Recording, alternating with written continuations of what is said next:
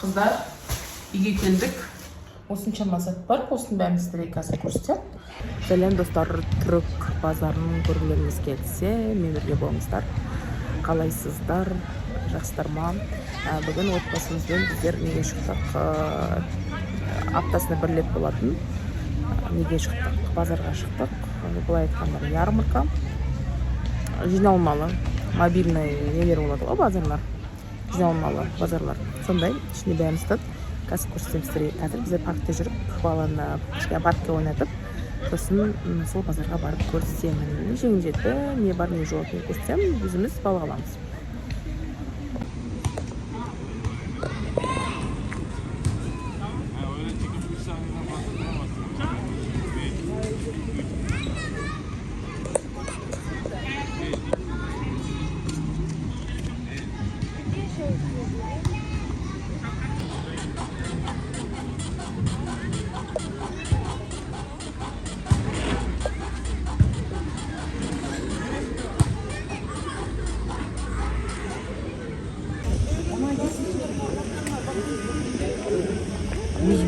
Muz çekmişti dudağına. Тайский киімдер сатып жатыр.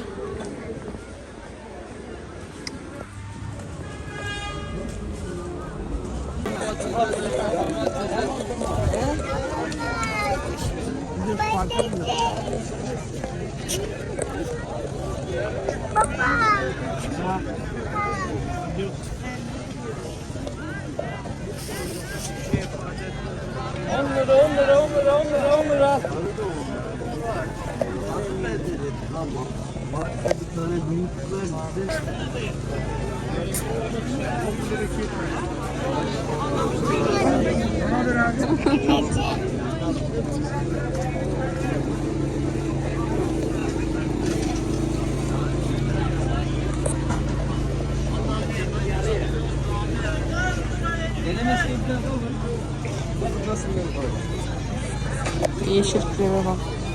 Bak ne kadar alıyordum.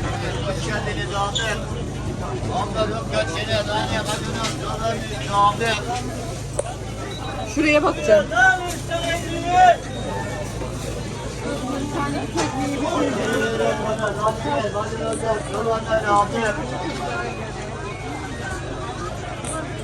İster o. İster.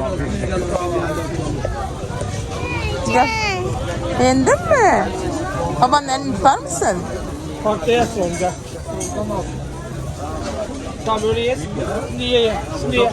Yürü parka gidiyoruz. Sarımsak, süt. Yalacaktık bir de.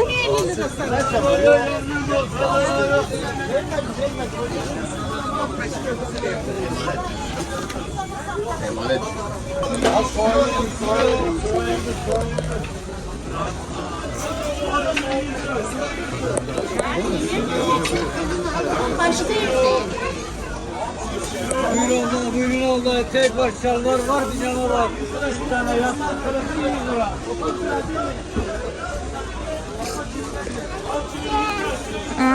Güzel, bu seviyor ya pazarı. Sarımsak almak lazım bana. Keyfin nasıl? İyi hamdolsun. Senin gözlerin cıvır.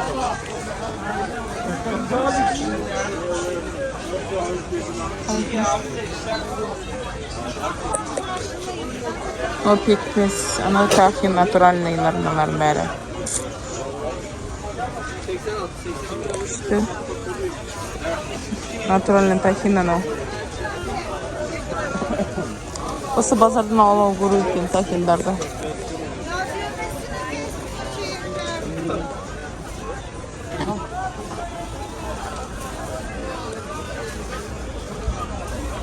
Bir tane az ki. Lokal bir tane yeter ya. Bozuluyor. Yemiş kez Tamam. Temiz otu. Temiz otu. Semizi de 2 demir. Ne kadar tanesi? 50. Temiz otu. Çok pahalıya veriyorum ha. Sen 2 tane 80 var. Mustafa'nın elinde değil mi? Evet. Başka? Sonra kıvırcık var. Yeşil Turp, soğan. turp var. Yeşil soğan var. Turp lazım.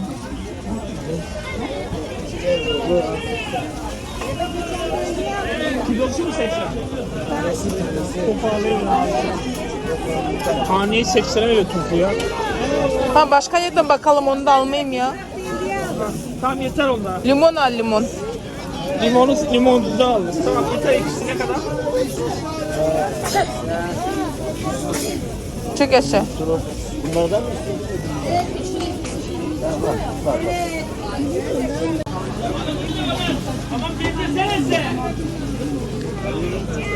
Yani zeytin var burada.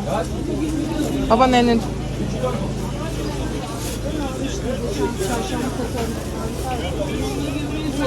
Başkanlığınız var mı? Abi büyük kırışık zeytin alabilir miyim sen?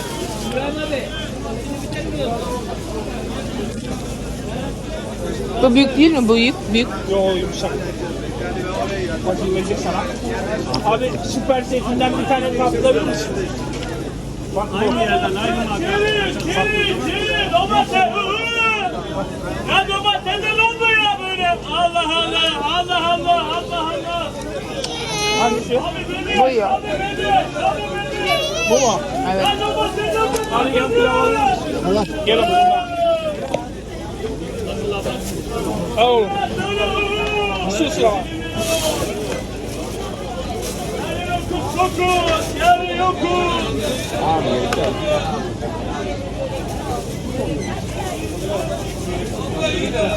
Başka bir şey lazım. Başka lazım mı? Hı, yeter. Buyur abi, hoş geldin. Ne kadar abi? 110 lira. 150. 110. 110. Peynir var. Güzel bir zeytin oldu, beğendi. Bundan içine koyarım. Buyur abi. Limon yeter mi 4 tane? Yeter yeter. Limon bir de muz ama az lazım. Muz çok gerek yok. Yok, bunu alamayız abi. Bu, Sağ ol. Ha. evet bu iyi. Bu iyi.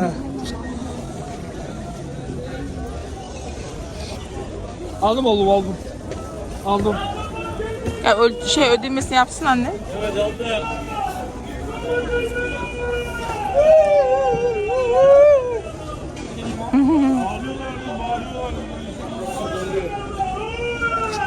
Mantar var. O nerede ha? Hangisi o? Arabanın arkasına çıktı. Arabanın Gel balık bakayım Kösefe. kasaya bir çıktı, bunu beni yatıktı. O kasada bunu. Bak bunu kızartması da güzel olur. 100 lira. Bunlar da 100 lira. Balık düştü 100 Bu? liraya. O da 100. Ama şöyle. Evet balık düştü 100 liraya. İster mi aldın? Bu hamsi lezzetli geliyor bana. Bu mu? Evet. Dur bir dakika karışmazsan. Uskumruş. Balık düştü 100 liraya. İşvari de hamsi almıyorum ha. Ama karışık alsak ne olur? Karışık olur böyle ya. O farklı farklı lezzetler. Olsun. Hamsi alalım. Tamam hamsi alayım. Biraz fazla alabilirsin. Dolaba buzdolabına koyalım.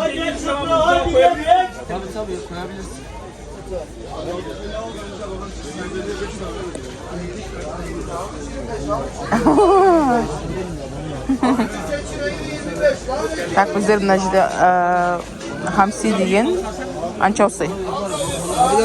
Anchosi bak. Balık düştü 100 liraya. Ne oldu ne fark var? Sadece çukurları temizledim. Aa onlar Balık temizleniyor. düştü 100 liraya. Bunu temizler misin? Temizlerim tamam. Kaç kilo? 1,5 kilo alayım. 2 mi 1 mi? Tak, bakayım. Evet sardalya düştü 100 liraya. Koy koy. Balık düştü Yeter. 100 liraya. Ha? Evet 2 kilo yeter. Alalım 100 liraya. Hepsi candan. Hepsi canlı. Baksana. Свежий. 2 tane koydunuz değil mi? Evet. 2 tane aldım. Bunun kafasında da çorba yapılır biliyor musun? Ama şeyle karıştırma. Somunla karıştırırsan tadı verir. 185 lira aldım. Tamam abi. Nasıl istiyorsan öyle temizlesin. Kuyruklar көтеріліп geldi zikir açlık. Taptaza жаңа olamazlar ekan. Abi Bundan 150 lira. arası. Gaspet'in kaç eкен. Şey yapar. 2 штугын алдым, менің үйдегілер жемейді. Тек мен жеймін, қорып. Vardı yani sabah da vardı Бастан getirsem getirirdim. құйрығынан сопа.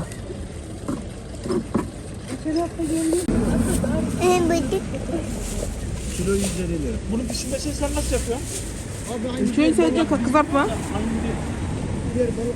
Ama kızart, evet.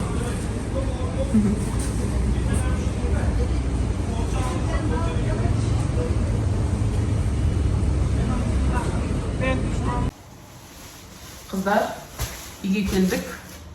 Бүгін не алдық, көрсетіп жіберейін сіздерге. Мына жерде көп заттар бар, көрсетейін. Не? Осыншама зат бар, осының бәрін сіздерге қазір көрсетемін. Осының барлық бағасына қанша кетті? 1400 лира кетті. Примерно 1400 лира кетті. Оны менің жолдасым өзі төлегесін, мен точно білмеймін. Қалтасында болған ақшасынан және қалған ақшасын минусова кетіп, солай примерно есептедік. Содан 1400 лира нәжеге жазып кетем.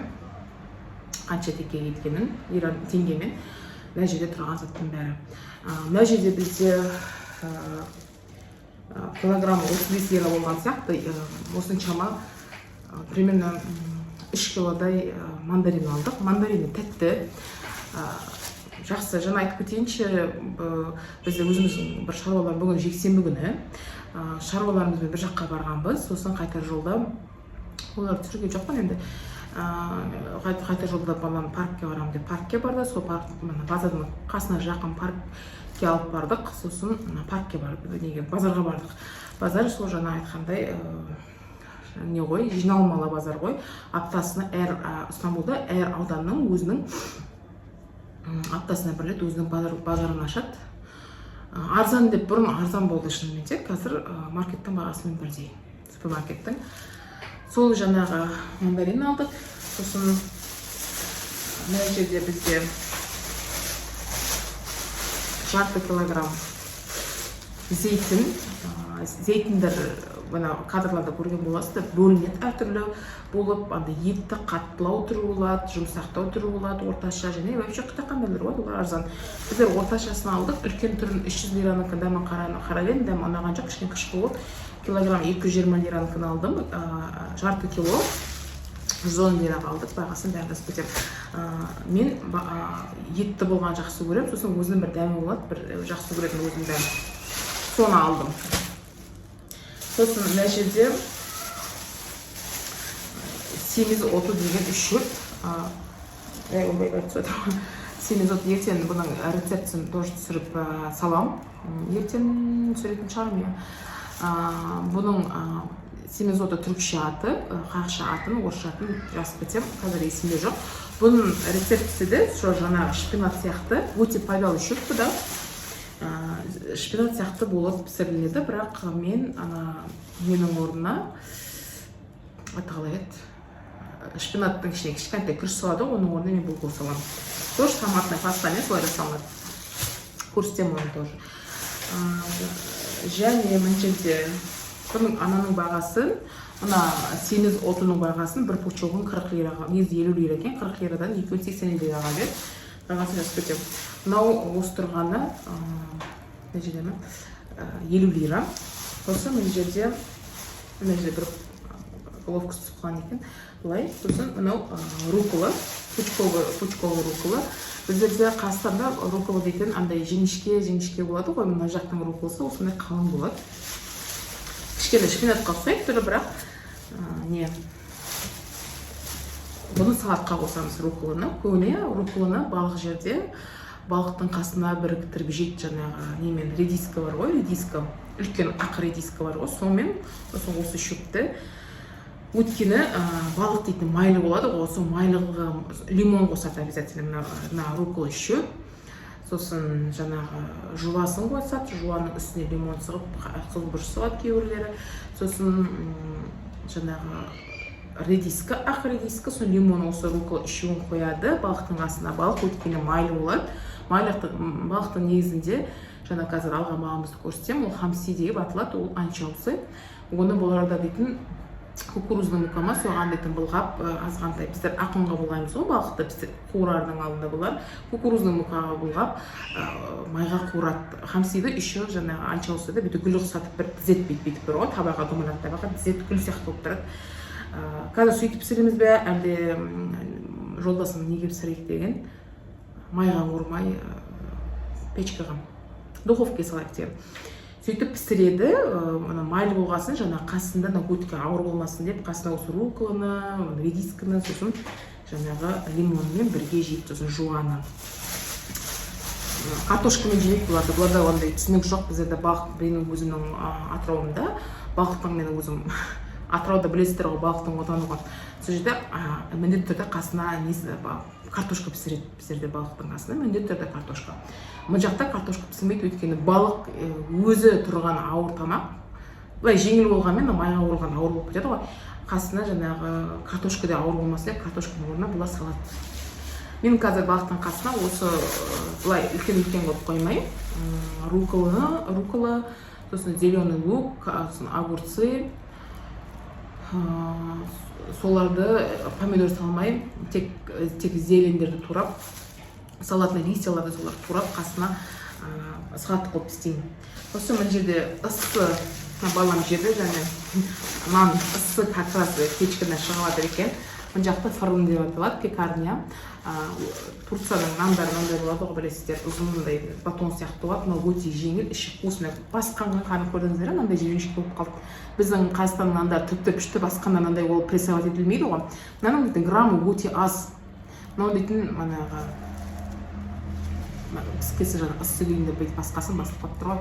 Жаңа балам алып жеді, ыссы суыт жаңа. Осы нанмен жейді, кейде дейтін осы нанның ортасына бөлекті балықты арасына салат дегенмен, сөйтіп балық арасы, нан арасы балық дегендерді көшеден Стамбулға келгендер жеп жүргендер, сол көше сөйтіп жатады. Осыны дейтін бір адам жеп тастайды кейде. Осыны бір адам отырып жеп тастайды балықпен. Біздерде қалашынан бір адам отырып жей алмайды, екі көсегін жейсің әрі кетсе. Сол мына жерде өзінің мән-мағынасы бар. Мына жерде үшбұрышты қылып қамырды көтеруге қойып қояды ғой, қамырды салып көтеріп қойып қояды, көтерілсін деп. Онда ортасын бүйтіп бір тіледі. Ол дейтін тек бір Алла бар деген сөз. Бұрын дейтін орыстар сияқты бүйтіп үшке тілетін болған ғой. Орыстар үшке тіледі ма бірдеңе ғой. Андай Святой Дух, Святой Отец, бірдеңе деген үш бірдеңелер бар ғой. Оны білмеймін, дұрыс кешірім сұраймын, мені қарап отырғандар болса, ана діні басқа. Святой Отец, Святой Дух бірдеңе деп бөледі ғой, Троица. Сол үшін соларға сондай болмасын деп үш кеспейді, и нанның үстін бір кеседі, тек бір Алла бар деп. Мен мана жолдасым бірде көрсеткен, сондай мағынасы бар деп бір Инстаграмнан рилсті өтірік шынын білмейді. Так, не көрсеттік, бұның бағасы қазір 20 лира ма, 15 лира ма, сондай екен. Бағасы жазып кетем. Сосын бізден абақтарды қазір атынан көрсетем. Мұнда лимон, лимонның бағасын шынын айтын білмеймін. Мына жерде бағасы емес, білмеймін шынын айтын, ұмытып қалдым. Неге десеңіз, мына банан екеуін жолдасым алды, қанша бергенін ұмытып қалыпты өзі. Сосын мен жерде енді бізде не бар? Самсақ мен алдық. Бізде мен жерде сазан балық бар. Жаңа бір кадрда көрсеттім ғой. Өте тірілей жатыр. Сол қызық кеттік, жолдасында қызық кетті. Мен жақта айта кететін түріктер сазан жемейді. Сазанды бағасы ондай қатты арзан дейді, бірақ білмеймін, сазанды жемейді, менсінбейді көл ненің балығы деп. Өзеннің балығы, көлдің балығы деп менсінбейді бұлар, теңіздің балығын, теңіз ащы судың балықтарын құндылығы бұл жақта кішкене көбірек жоғарылау, көл балығынан, жаңағы өзен балығынан көрі. Бұдан топырағында шығады деп айтады менің жолдасым. Мен өзім Атырауды болғасын, Атыраудың бекіресін, сазанын, осы кефаль балықтарын соларды жеп үйренгенбіз ғой. Енді біздер бекірені көп жемейсің дейді, қымбат қой бекіре. Бірақ көбіне біздер сазан, кефаль соларда жейміз. Үйренгенбіз, мен сазанды аңсаймын кәдімгідей, алыш деймін, ол алмайды балық ненің есі шығады сасы екейді, топырақтың есі шығады балықтан деп. Сол жаңа тіріле жатқанда өзі де қызық кетті, мен тіріле жатыр ғой деп. Соны қалай пісіресің деп бұрын пісіргем, жеген жоқ. Сол енді қуырып беремін енді. Мен кейде кәдімгідей ақсаймын өзім мамамның ыссы майға қуырып қып-қызыл қылдырып пісіргенде дәмді болып шығады. Мынау дейтін үлкен сазан емес, бұны қылқаны көп шығар, мынау кішкентай сазан. Бұның мен басы мен құйрығын екеуінікін алып қаламын да, мен артынан сорпа жасаймын балаға. Сосын бөлек тағы 2 мен бас, мынау семга, мынау дейтін қара дениз семгасы емес, мынау именно ненің семгасы, норвежский. Бұл жақта Турцияда бөлінеді семга, біреуі қара дениз семгасы, біреуі норвежская семга деп. Қара дениз семгасы типа форельге ұқсайды. Форель ма, горбуша ма бар ғой. Бұларда дейтін бөлінеді ғой семейство лососевых дейтін бөлінеді семейство лососевых. Осы семгадан басталады, семга, форель, горбуша, осындай еті қызыл сондай бағыттар. Соның ішінде ең дәмсі негізі семга, несі майлығы көп. Соны бұлар дейтін мына жақта қымбат, негізі Норвегиядан келеді, өздерінің сатылмайды бұл жақтікі. Бұлардікі жаңа қара теңізден алатын семга, ол дәмді емес, ондай майлы емес. Ол үшін мен оны алғым келмейді, түрі бәрі семга болып тұрады, бірақ мен оны алғым келмейді, дәмді болмағасы. Мен норвежский семганы аламын. Сосын мына жолы жаңа жолдасым айтты да, мен басы көп қалыпты, басының өзі үлкен-үлкен. Мынандай басы үлкен-үлкен. Екеуін алдырттым, сорпа жасайын деп. Мен сорпаны, балық сорпаны бастан жасаған жақсы көремін. Сол балық сорпаға мен сазанның басы бар, сосын семганың басы бар қазір. Сосын балықты қуыруға әделі бар. Оны бүгін жемейміз, артынан бөлек жейміз. Сосын мен жерде 2 килограмм жаңағы анчоусы. 2 килограмм. Мен бұның жартысын алып қалам, 1 килограмм, 1 килограмм қазір пісіреміз. Жолдасым пісіреді, оны түсірем. Ол келесі влогқа алады. Негізі мына влогым көп ұзақ болып кетейін тұр. Сосын жартысын қатырып қоямын морозилкеге. Негізі мынандай дүниелер ғой, кішкентай. Мынау анчоусы. Бұдан чуть үлкен тағы бір деңе деп аталады, одан үлкен тағы бір деңе деп аталады. Сосын Турцияда бұлай да, өзім Стамбулдағы тәжірибемде айтайын, Стамбулда тұратын болсын.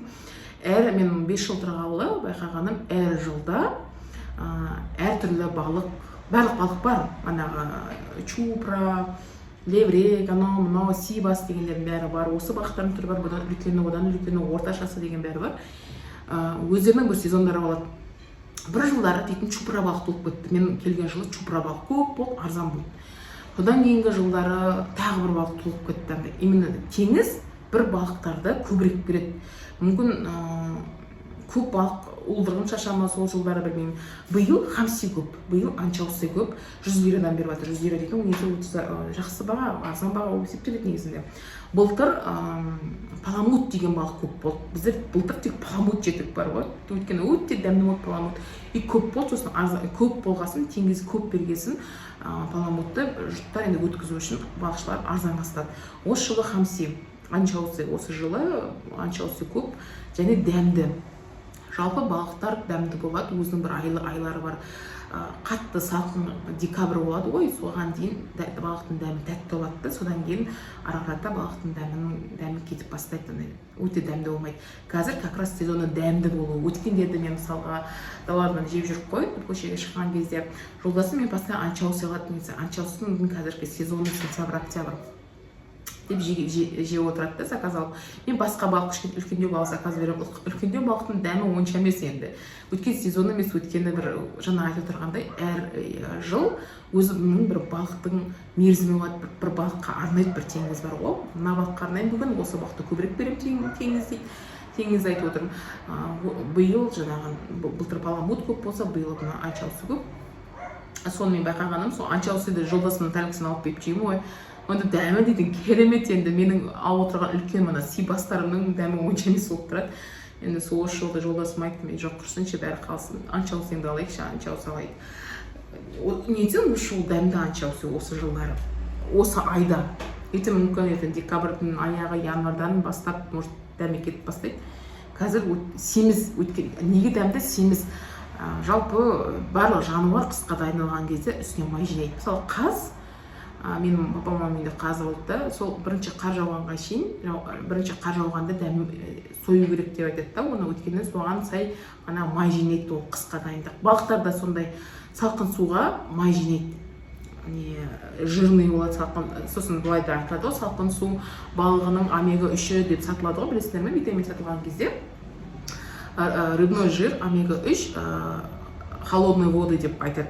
Олар жаңағы холодные воды, бағанағы солтүстік мұзды мұхиты бар ғой, содан келген балықтардың омега 3 жирлары өте пайдалы болады, онда көп витаминдер бар. Пайдалы, чем мына жылы теңіздің балығынан гөрі жаңағы суық теңіздің шыққан балықтың омега 3-тері пайдалырақ болады. Сол сияқты ғой, мыналарда жаңа Стамбулда қыс басылады, су салқындай, теңіз салқындаған кезде бұларды жаңағыдай майын көбірек жинап, соның кесірінен жаңағы балық өте дәмді болады. Балық жайлы жаман айтып кеттім да, өйткені балық жемдік тұр қазір деп айтып кеттім. Сол осының бәріне білмеймін, арзан ба, әлде қымбат па, 1400 лира кетті. Сол қарағандар осы распаковка, түрік базарының распаковкасы. Қарағандарыңызға рахмет. Лайк басаңыз, комментарий тастаймыз, не істейміз, тіркілеміз. Жазып кеттіңіздер, әңгіме етейікші күштетіп. Білмеймін, менің комментарияларым кейде дейтін ұйықтап отырады, тек Шынармен Шынар жазып тұрады, Меруерт жазып тұрады, сосын тағы Гүлнұр Макен, тағы біреулер анда-санда жазып тұрады. Қыздар жазайық, қарап отырып жазайық, әңгімелесейік. Сосын келесі влогты өткізіп алмаңдар, мына хамсиді анчоусыда қалай пісіреміз, соны көрсетемін. Мына балықтарды, сазан балық, мына лососьтың балығы несі басын, росингойдың басына өткенде пісірген кезде мен қазақстанский российский вариантында пісірдім. Ешқандай оны салмай, йогурт салмай, просто суға мына картошка, морковь, жуасын, чесногын ба, сондай күрішпен күріш саламыз, ұмытқан. Сөйтіп пісірдім ғой, естерінде бар ма? Бір влогымда бар балық сорпа. Мына жолы пісіремін, именно турецкий вариантты, олар дейтін ішіндегі балықтарды айтайым айтпайым, кішкенандай ақ қоймалжың сондай балық сорпасы болып тұрады. Оны жолдасым өте жақсы көреді. Мен де балық сорпаны, именно осы жақтың турецкий вариантты өте жақсы көреді. Балам да жақсы жеді. Сол үшін сондай түрде пісіремін бұл жолы. Оны да мен көрсетемін. Мен дейтін сонда контент осы соң алдымыздағы влогтар кілең ас үйінде болайын деп тұрған сияқты. Өйткені мына турецкий түрік балық сорпасын жасаймын. Анчоусыды пісіреміз. Сонан кейін жаңағы семизоты атын жазып кетемін не деген. Осы 3 еттен тамақ пісіреміз. Бәрісінің бәрі пайдалы тағамдар. Бірақ сонда да ақтамай жүрім дұрыс. Ұйқым дұрыс емес болып жүр. Ол бір басқа тақырып. Сол, жақсы көремін сендерді. Пока-пока.